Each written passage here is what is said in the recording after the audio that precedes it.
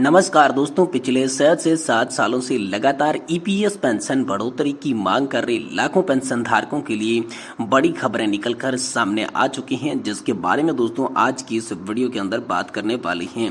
जी हां दोस्तों, EPS 95 pension भोगियों ने की बीजेपी की पछाड़ने की समीक्षा, उड़ जाएंगे आप सभी के होश। इसके बारे में दोस्तों आज की इस वीडियो के अंदर बात की जाएगी। साथ ही साथ दोस्तों आज की इस वीडियो के अंदर बात करेंगे 8वें वेतन आयोग को लेकर कब लागू हो सकता है। केंद्रीय कर्मचारियों के मूल वेतन और डीए में तुरंत बढ़ोतरी का नया प्रपोजल आप सभी के लिए सामने आ चुका है, तो इसके बारे में भी दोस्तों आज की इस वीडियो के अंदर बात करेंगे।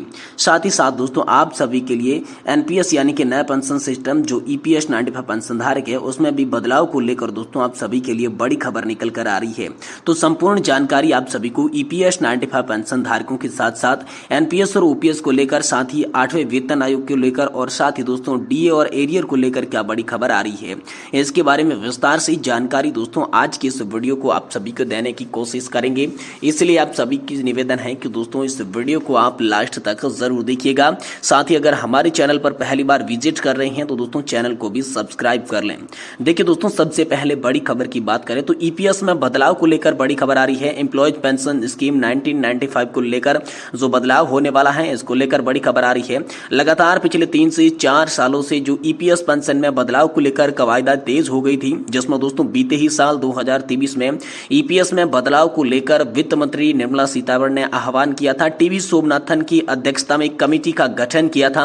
उस कमेटी की दोस्तों रिपोर्ट सामने आ चुकी है और आप सभी के लिए ईपीएस पेंशन योजना को लेकर बड़ा अपडेट आया है। जी दोस्तों, ईपीएस पेंशन योजना में पेंशन धारकों को हाल फिलहाल में मिल रही न्यूनतम 1000 रुपए की पेंशन में संशोधन को लेकर जल्द आप सभी के लिए फैसला पारित हो सकता है। इसको लेकर बड़ी खबर है। साथ ही ईपीएस पेंशन धारकों को यहां पर न्यूनतम 7500 प्लस डीए की पेंशन के साथ साथ फ्री मेडिकल की सुविधा को लेकर भी बड़ा ऐलान आप सभी के लिए हो सकता है। इसको लेकर दोस्तों बड़ी खबर आ रही है। साथ ही दोस्तों नेशनल पेंशन सिस्टम यानी कि एनपीएस के अंदर बदलाव को लेकर बड़ी खबर है। जी दोस्तों, जैसा कि आप सभी लोग जानते हैं कि 2004 के बाद एनपीएस लागू है और तभी से लगातार ओपीएस की मांग जो है हो रही है। लाखों सरकारी कर्मचारी जो पेंशन धारक हैं वो लगातार पुरानी पेंशन योजना की बहाली की मांग कर रहे हैं। तो इसी बीच दोस्तों नेशनल पेंशन सिस्टम को लेकर बड़ा अपडेट आया है। वित्त सचिव टीवी सोमनाथन की अध्यक्षता में गठित हुई कमेटी की रिपोर्ट जैसे ही दोस्तों सामने आई तो आप सभी के लिए एनपीएस को लेकर बड़ा अपडेट आया है। जी दोस्तों, जैसा कि मोदी सरकार पिछले कार्यकाल में कहती आई है कि नेशनल पेंशन सिस्टम के अंदर बदलाव किया जाएगा, तो इसी को देखते हुए दोस्तों एक बार फिर से मोदी सरकार बन चुकी है। जी दोस्तों, प्रधानमंत्री मोदी ने यहाँ पर तीसरी बार प्रधानमंत्री कार्यकाल की शपथ लेते हुए यहाँ पर ईपीएस पेंशन धारकों के लिए बड़ी खबर जारी की है। जी दोस्तों, नेशनल पेंशन सिस्टम में अब बदलाव किया जाएगा, जिसमें दोस्तों कुछ मुद्दे जो है वो ओपीएस यानी कि पुरानी पेंशन योजना से लेकर शामिल किए जाएंगे, जिसमें दोस्तों आप सभी को गारंटीड 50% की पेंशन जो है वो आप सभी को देखने को मिलेगी। जी दोस्तों, हालांकि इस रिपोर्ट में ज्यादा जिक्र दोस्तों ओपीएस को लेकर नहीं हुआ था। यहाँ पर जो है आंध्र प्रदेश का जगन्नाथम रेड्डी की सरकार ने जो यहाँ पर आंध्र प्रदेश में पेंशन का मॉडल लागू किया गया, उस मॉडल को पूरे देश में भारत सरकार एक बार फिर से लागू कर सकती है। जी दोस्तों, आंध्र प्रदेश का जीपीएस मॉडल एक बार फिर से आप सभी के लिए लागू हो सकता है, जिसमें दोस्तों आपको एनपीएस की तरह ही कंट्रीब्यूशन देना होगा, लेकिन रिटायरमेंट होने पर जो आपको पेंशन और अतिरिक्त लाभ है वो दोस्तों ओपीएस यानी कि पुरानी पेंशन योजना की तरह मिलेगा। यानी रिटायरमेंट होने के बाद आप सभी को आपके वेतन की आधी पेंशन दी जाएगी। आधी पेंशन के साथ साथ दोस्तों आप सभी को डीए भी दिया जाएगा। ये दोस्तों जीपीएस मॉडल के तहत दोस्तों आता है। तो दोस्तों आप सभी के लिए एक बार फिर से केंद्र सरकार नया प्रस्ताव ला सकती है, जिसके अंदर दोस्तों एनपीएस सिस्टम में बदलाव करके आप सभी को जीपीएस यानी कि गारंटीकृत पेंशन प्रणाली एक बार फिर से भारत सरकार लागू कर सकती है। इसको लेकर दोस्तों बड़ी खबर हाल फिलहाल में निकलकर सामने आ चुकी है। साथ ही दोस्तों अगली बड़ी खबर की बात करें तो ईपीएस 95 पेंशन भोगियों ने बीजेपी की पिछाड़ने की करी है समीक्षा, उड़ जाएंगे आप सभी की होश।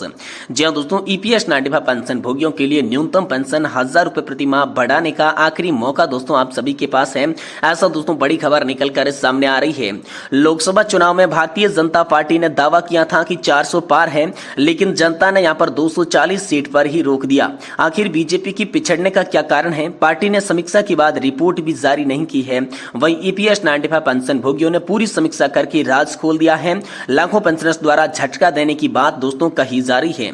जहां दोस्तों पेंशनर्स बरकन सुब्रमण्यम अय्यर ने सोशल मीडिया पर एक पोस्ट किया, लिखा कि एनएससी नेता कम से कम इस बार तो ध्यान दें, गरीब ईपीएस 95 पेंशन भोगियों के लिए न्यूनतम पेंशन 1000 रुपए प्रतिमाह से बढ़ाने का आखिरी मौका है।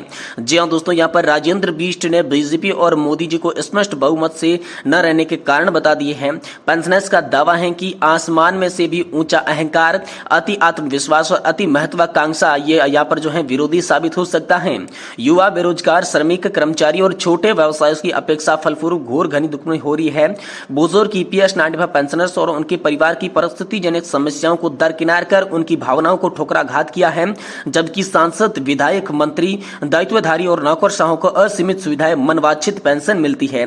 इसी तरीके से वोट बैंक के लिए भगवान राम और धार्मिक पूजा स्थलों के साथ साथ सेना का राजनीतिकरण और बेरोजगारों को छल तथा हिंदू मुसलमान के नाम पर धार्मिक भावनाओं को भड़काने जैसा काम किया। संभवतः यह बीजेपी और मोदी सरकार के लिए खत्म सुधार का अंतिम अवसर है। यदि वह अपने प्रचंड अभिमान से ग्रस्त होकर अभी भी आत्म मंथन नहीं करती है तो अपनी मूल स्थिति में आकर 2029 तक विलुप्त हो जाएगी और पुनः 2 सीट पर सिमट के रह जाएगी। ऐसा ईपीएस 95 पेंशनधारक कह रही हैं। वही दोस्तों आर के संघा ने EPS 95 pension front line fighter पर पोस्ट किया, लिखा कि चुनाव में ईपीएस उम्मीदवारों को कितने वोट मिले, लोकसभा चुनाव में उन्हें कितना नुकसान हुआ, सभी को पता चले हैं। इसलिए ईपीएस 95 पेंशनधारक एनएससी द्वारा परिणाम साझा किए जाने चाहिए। ये दोस्तों बड़ी अपील आप सभी के लिए नेशनल एजुकेशन कमेटी को भी कर दी जा चुकी है। वही दोस्तों 8वां वेतन आयोग को लेकर बड़ी खबर है। केंद्रीय कर्मचारियों के मूल वेतन और डीए में तुरंत बढ़ोतरी को लेकर नया प्रपोजल सामने आ चुका है। जी हां दोस्तों, महंगाई के भत्ते के साथ साथ सरकार की कमाई भी बढ़ रही है। ऐसे में केंद्र सरकार ने 1 करोड़ से ज्यादा कर्मचारियों के लिए 8वें वेतन आयोग की मांग तेज हो चुकी है। कर्मचारी चाहते हैं कि उनके वेतन, भत्ते और पेंशन की समीक्षा की जाए। नेशनल काउंसिलिंग के सचिव शिव गोपाल मिश्रा ने सरकार से 8वां वेतन आयोग जल्द से जल्द गठित करने की गुजारिश की है। उन्होंने कहा है कि कोरोना महामारी के बाद सरकार की कमाई और महंगाई दोनों में काफी बढ़ोतरी हुई है। इससे महंगाई भत्ता और जरूरी चीजों की बढ़ती कीमतों के बीच अंतर बढ़ता जा रहा है। उन्होंने जोर देकर कहा कि आखिरी वेतन संशोधन 2016 में हुआ था, तब से महंगाई कर्मचारी और पेंशनर्स की क्रय शक्ति की काफी कम कर दिया गया है। दोस्तों वेतन आयोग सरकार यहाँ पर कब लागू करेगी, इसको लेकर भी बड़ी खबर है।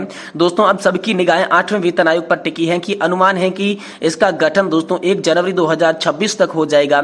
ये पिछले आयोग के 10 साल बाद होगा। केंद्र की ओर से सभी एक अधिकारियों की घोषणा नहीं की गई है, लेकिन 2024 के लोकसभा चुनाव के बाद मोदी सरकार ने तीसरी बार सत्ता में आने के साथ ही 1 करोड़ से ज्यादा केंद्रीय कर्मचारियों के लिए 8वें वेतन आयोग को लेकर काफी उत्सुकता नजर आ रही है। वही दोस्तों नया प्रपोजल आप सभी के लिए सामने आ चुका है।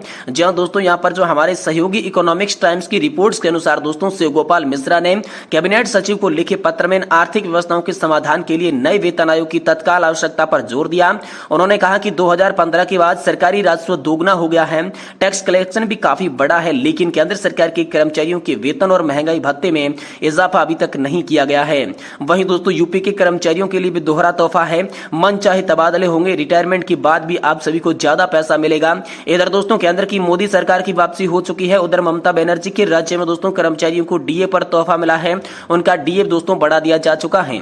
वही दोस्तों शिव गोपाल मिश्रा ने कहा है कि दोस्तों बजट के आंकड़ों के अनुसार केंद्र सरकार का राजस्व बढ़ा है, जिससे दोस्तों पेंशन धारकों की पेंशन और महंगाई भत्ता भी बढ़ना चाहिए। इसके अलावा एनपीएस की चुनौती का भी जिक्र दोस्तों आप सभी के लिए किया गया। जहां दोस्तों मिश्रा ने राष्ट्रीय पेंशन प्रणाली जैसी चुनौतियों पर प्रकाश डाला, जिसके तहत कर्मचारी के मूल वेतन से 10% काटा जाता है, इसके हाथ में आने वाला वेतन कम हो जाता है। 2004 के बाद भर्ती हुए कर्मचारियों के लिए पुरानी पेंशन योजना को बहाल करने की मांग के बावजूद सरकार अभी तक सहमत नहीं हो पाई है।